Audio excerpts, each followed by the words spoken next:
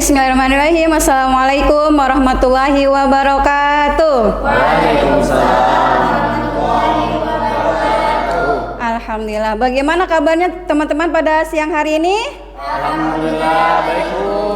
Alhamdulillah sehat semua. Oke, pada hari ini kita bertemu kembali pada mata kuliah statistik sosial ya.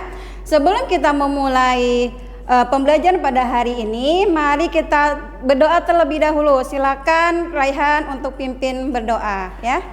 Baik, sebelumnya teman-teman, mari kita berdoa terlebih dahulu agar perkuliahan hari ini dapat berjalan dengan lancar dari awal hingga akhir dan ilmu yang kita pelajari membawa manfaat. Berdoa dimulai.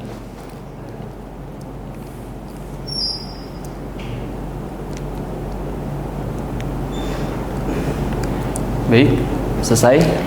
Oke teman-teman, sebelum kita memulai materi pada hari ini, saya ingin absen terlebih dahulu ya.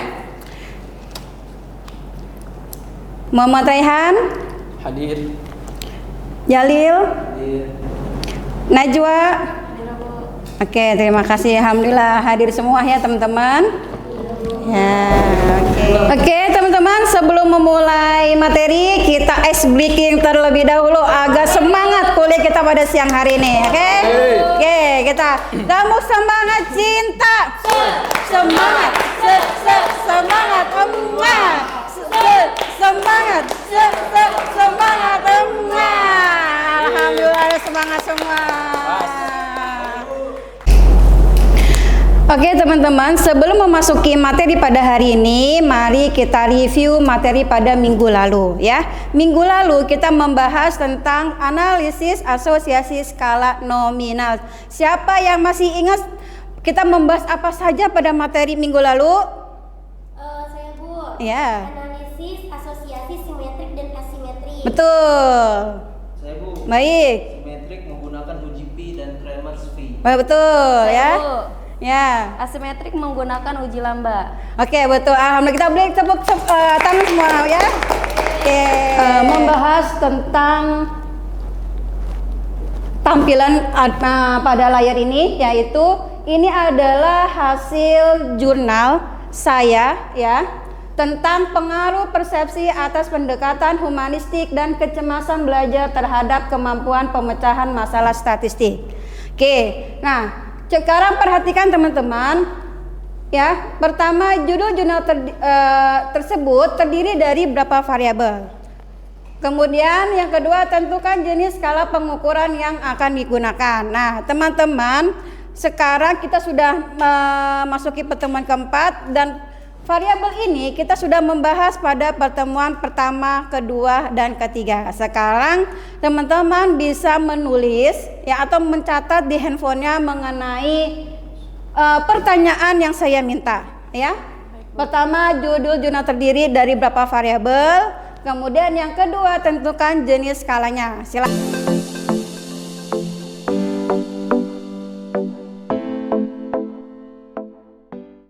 Oke, teman-teman, karena materi pada hari ini tentang analisis asosiasi skala ordinal, maka saya akan menyampaikan tujuan pembelajaran pada hari ini. Yang pertama adalah mahasiswa mampu menjelaskan konsep ukuran asosiasi pada data berskala ordinal. Yang kedua, mahasiswa mampu mengidentifikasi jenis ukuran asosiasi ordinal, baik itu kendal Stau B, kendal Stau C, maupun gamma dan Somers. Oke, yang ketiga, menginterpretasikan hasil ukuran asosiasi ordinal pada kasus sosial keagamaan secara tepat. Skala ordinal adalah skala yang digunakan untuk mengklasifikasikan dan mengurutkan data berdasarkan peringkat atau tingkatan tertentu. Contohnya ya, tingkat kepuasan. Nanti di kategorinya bisa berupa sangat tidak puas, netral, puas, dan sangat puas. Contoh yang kedua di tingkat pendidikan, kategorinya yaitu tidak sekolah, SD, SMP, SMA, S1, S2, S3. Kemudian contoh yang ketiga yaitu tentang peringkat perlombaan. Kategorinya juara 1, juara 2, dan juara 3. Contoh yang keempat, status sosial ekonomi. Kategorinya rendah, menengah, dan tinggi. Oke.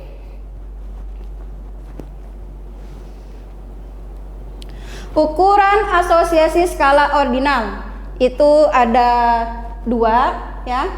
Uji asosiasi simetrik pada skala ordinal, yang kedua yaitu uji asosiasi asimetrik pada skala ordinal.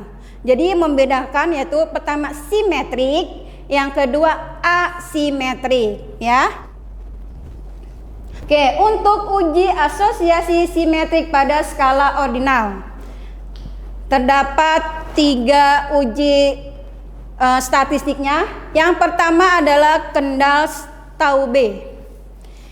Yang kedua yaitu Kendall-Taube.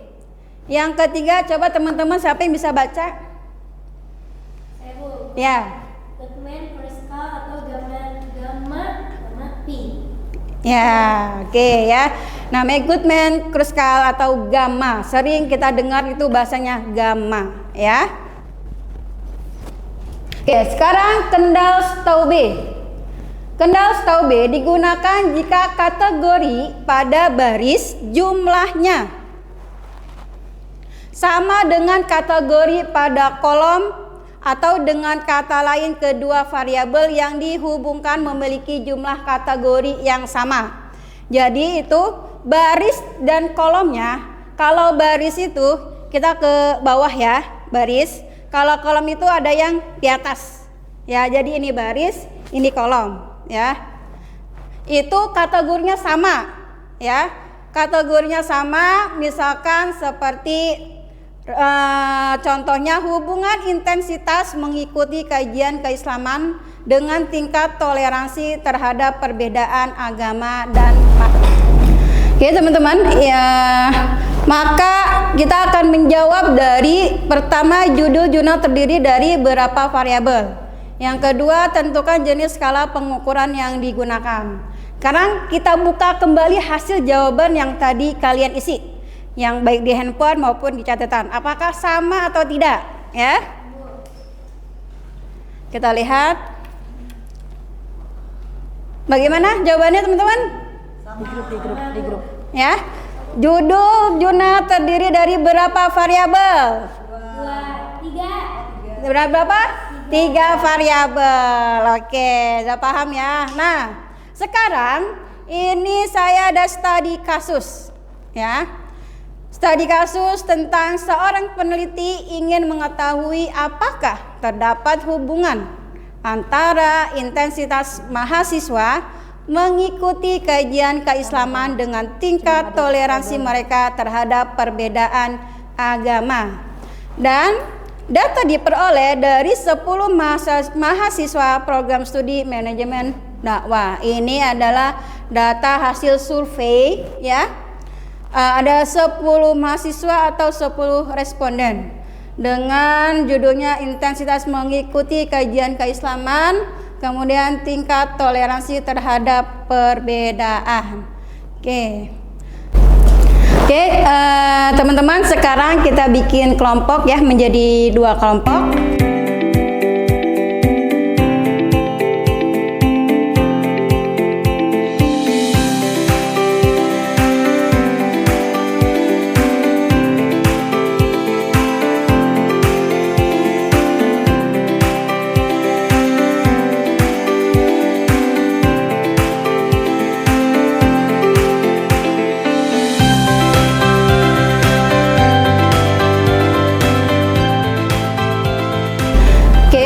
Teman-teman, kita akan melihat jawaban dari hasil diskusi kalian ya, baik dari kelompok 1 maupun kelompok 2.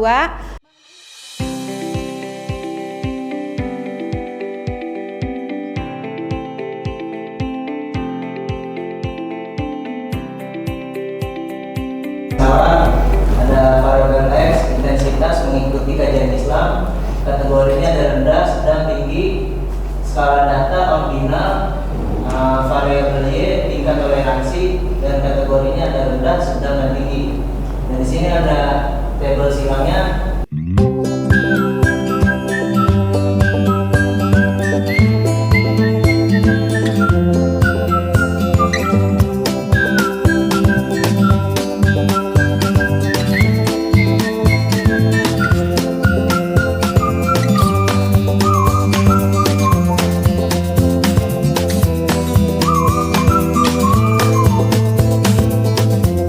Kelompok 2 yaitu identifikasi masalah. Variabel X adalah intensitas mengikuti kajian Islam. Terus juga ada kategorinya yaitu ada rendah, sedang, tinggi. Terus ada skala datanya yaitu ordinal. Nah, untuk variabel Y di sini ada tingkat toleransi. Untuk kategorinya yaitu rendah, sedang, tinggi. Untuk tabel silangnya bisa dilihat bersama di sini sudah ditampilkan.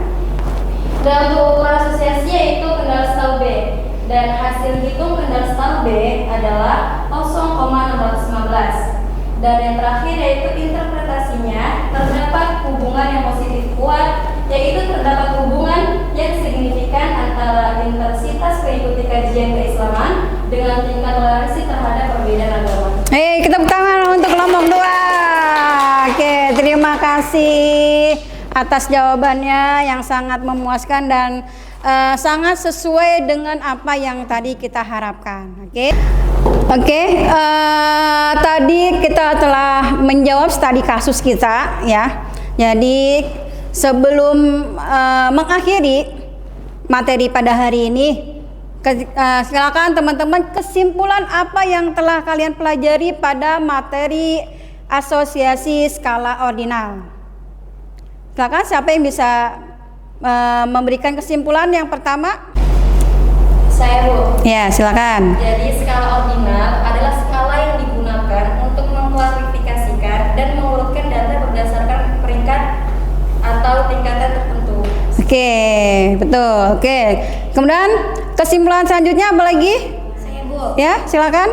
Jadi ukuran asosiasi skala ordinal itu terbagi menjadi 2, Bu. Iya. Jadi ada simetrik, asimetrik, dan ada asimetri. Oke, betul. Ada lagi yang mau memberikan kesimpulan lagi? Ya, silakan. Jadi skala ordinal semestinya menggunakan uji coba kendal setahu B dan kendal setahu C dan gamma. Oke. Yang terakhir ada yang mau memberi kesimpulan? Saya, Bu. Ya, silakan. Jadi skala ordinal asimetris menggunakan uji Sommer. Oke, alhamdulillah teman-teman bisa mengidentifikasikan uji statistik skala ordinal dan sudah bisa menginterpretasikan hasil uji statistik skala ordinal. Tadi kita sudah membahas tadi kasus kita ya. Sekarang saya punya tugas mandiri yang saya berikan kepada teman-teman mengenai buatlah 2 variabel ordinal yang akan saudara uji hubungan di antara variabel-variabel tersebut.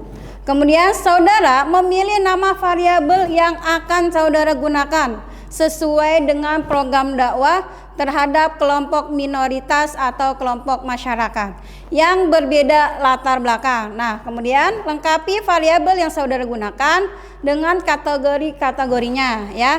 Kumpulkan 10 responden yang akan mengisi pertanyaan terkait 2 variabel saudara. Nah, ini adalah tugas mandiri kalian yang dikerjakan di rumah. Nanti dikirimkan ke via email saya. Kita akhiri yang hari ini dengan doa penutup majelis. Subhanakallahumma wa bihamdika. Oke, terima kasih banyak atas kehadirannya dan partisipasi kepada teman-teman semua. Sebelum kita tutup, mari kita akhiri dengan tepuk semangat cinta. Semangat, semangat, semangat, semangat, Oke, terima kasih banyak atas perhatiannya. Wassalamualaikum warahmatullahi wabarakatuh.